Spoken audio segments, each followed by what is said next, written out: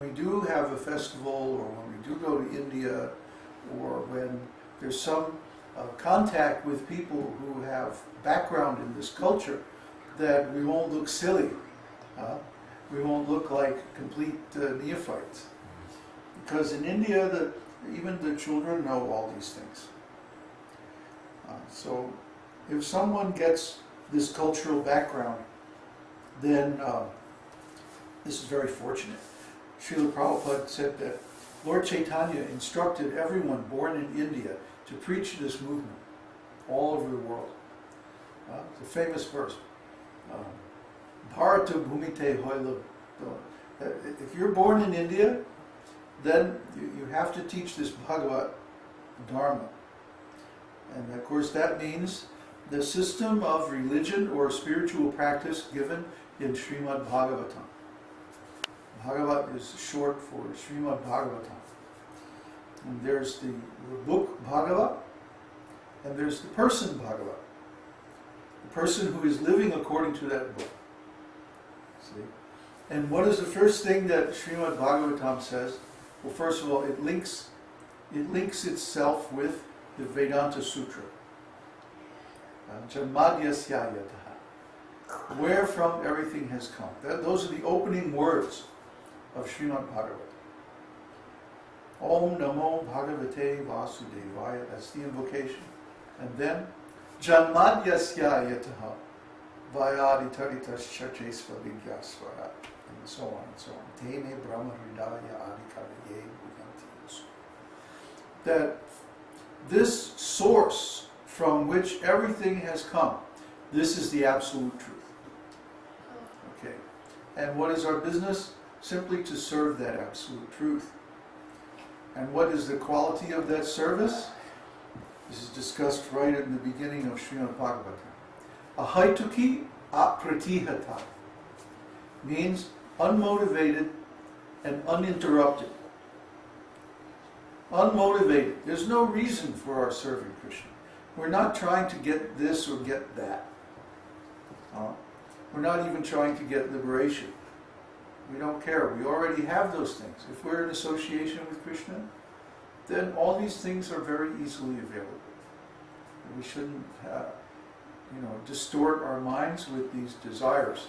Because whatever we desire, whatever we need, is coming by the grace of the holy name of the Lord. The holy name is a desire tree. And if we're in association with His holy name, then everything is coming. And the other thing is apratihata, without interruption. Anyone who stays with us, anyone who sees the way we live, he knows that from early in the morning until late at night, we're just simply serving Krishna. We have no other business.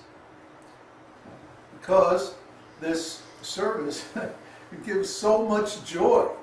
It gives so much happiness and bliss. It gives so much happiness and so much bliss that we don't even care about happiness and bliss. Everybody in this world is struggling to become happy.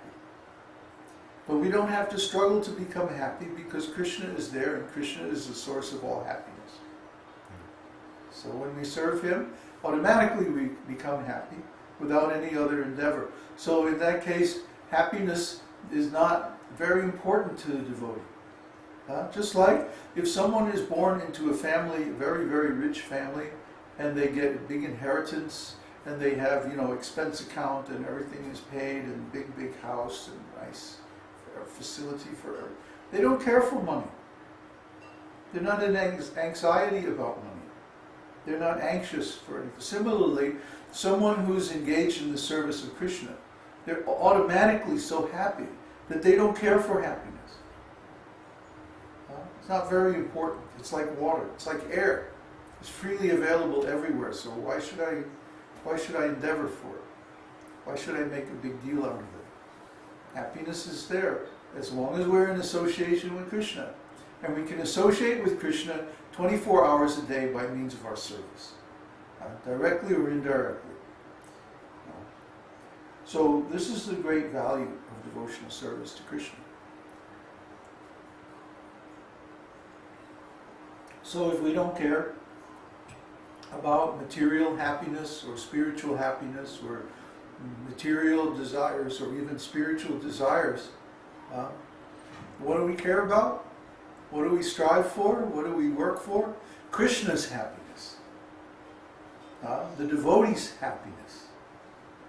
This is the important thing. This is what makes us happy. When Krishna sees that we're working to please him and please his devotees, then he gives us 10 million times more happiness. I'm not exaggerating either. Everybody thinks, oh yeah, he's just preaching, so he's saying that because, it sounds good and, it gets people fired up. No, this is really the truth. You have to try it and find out. Then you'll be saying the same thing. So, Janmashtami is coming, and we're trying to describe the qualities of Sri Krishna, 64 qualities. And so, oh boy, this is a long chapter.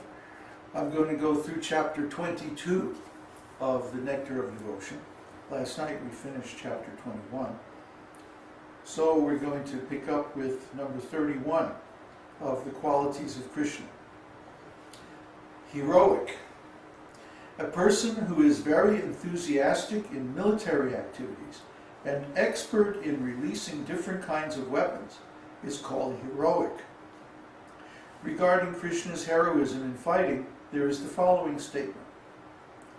My dear killer of the enemy, just as the elephant, while taking bath in a lake, destroys all the lotus stems within the water by swinging its trunk, so, simply by moving your arms, which are compared to the trunks of elephants, you have killed so many lotus-like enemies. So Krishna is so powerful. Yeah, that simply by moving his arms. Just like is described in the pastimes of Lord Nrsimhadev, that he was attacked by all of Hiranyakashipu's soldiers and bodyguards. And so he manifested thousands of arms, and without any weapons, just by the nails on his hands. He was swinging his arms like this, and he chopped them all into little pieces. So thousands of arms. Can you imagine? How is it possible? But for Krishna, anything is possible. No problem. He's very heroic. Regarding Krishna's expertise in releasing weapons, when Jarasandha and 13 divisions of soldiers attacked Krishna's army, they were unable to hurt even one soldier on the side of Krishna. This was due to Krishna's expert military training. This is unique in the history of military art. Have you ever heard of a battle where there were no casualties on one side and the other side was completely annihilated? I mean, it's unheard of. But it's there in the history of Krishna. And this is history. It's not mythology. It's not, somebody's idea or some made-up thing. But it's history. It's something that happened. It happened in India a long time ago. Of course, in the West, they have taken a tremendous energy and effort to suppress this knowledge and to bury all these truths. And when they do come out, then they call it mythology. It's only mythology. It's impossible. But God can do even the impossible. What's the problem for God? I remember trying to preach to Christians so many times. And we would say, Krishna, God appeared in this world 5,000 years ago. And they would say, that's impossible. Do you know what you're saying? God can't, there's something that God can't do? What a ridiculous idea. Stupid idea, actually. God can do anything. So anyway, number 32, compassionate. A person who is unable to bear another's distress is called compassionate. Krishna's compassion for distressed persons was exhibited when he released all of the kings imprisoned by Magadhendra. the king of Magadha. Magadha is a province, or was a province in ancient India. So this king was a real rascal. He was a demon. And when he would conquer another king, he would throw the king in jail and just keep him. I mean, this is not Kshatriya Dharma.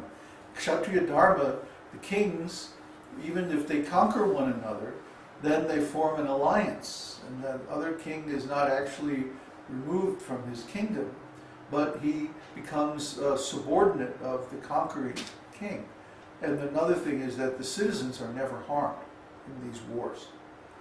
The soldiers fight, and whoever is the best one on the battlefield, they win, and they take whatever is left. But they don't hurt the citizens. They don't attack the cities.